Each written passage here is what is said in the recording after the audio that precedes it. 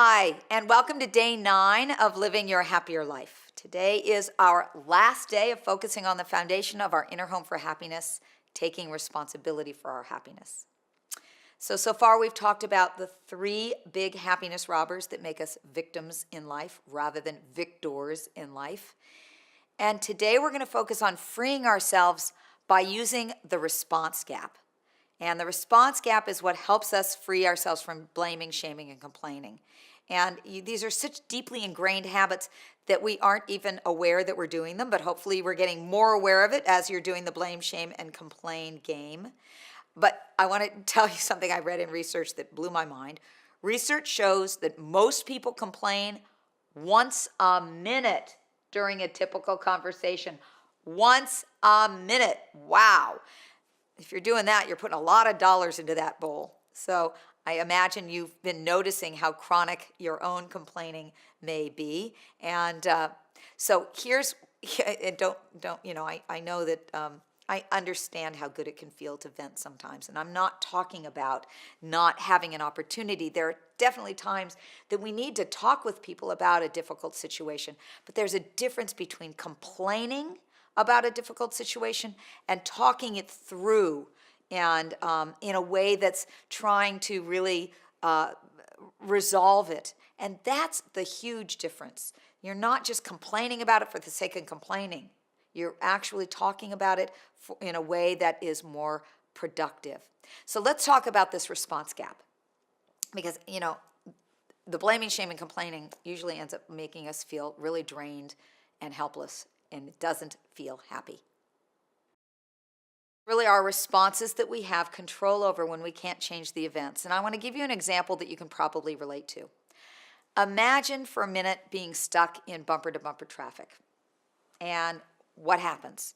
You're getting really stressed out, your heart's racing, you're yelling at the traffic, you're yelling at the person in front of you, and notice how that feels in your body.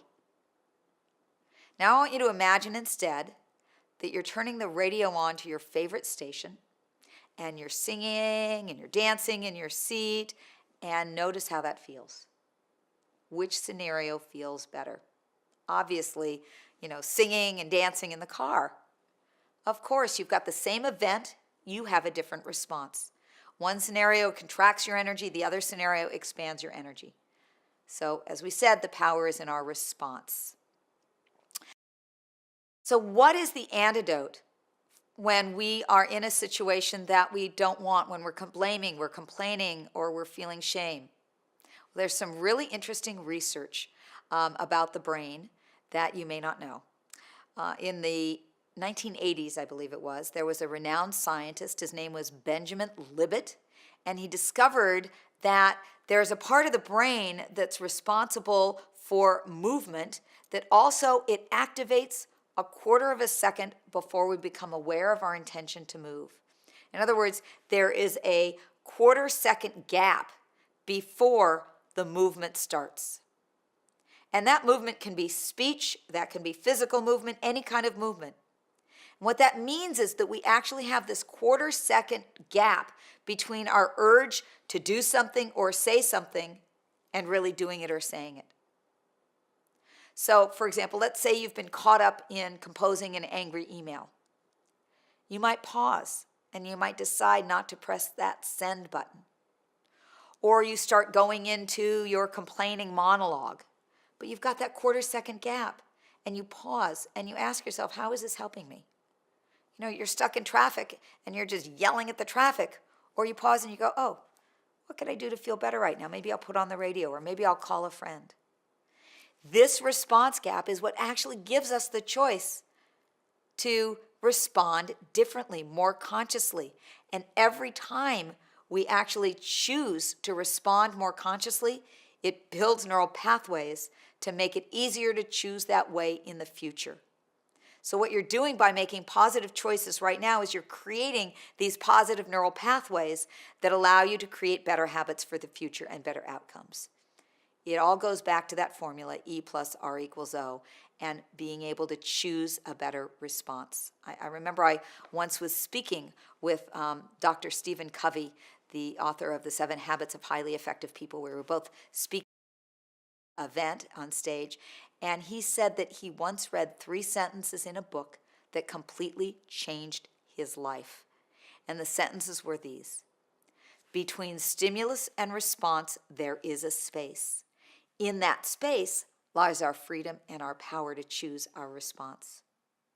And in that choice lies our happiness and our growth. There it is. That's it.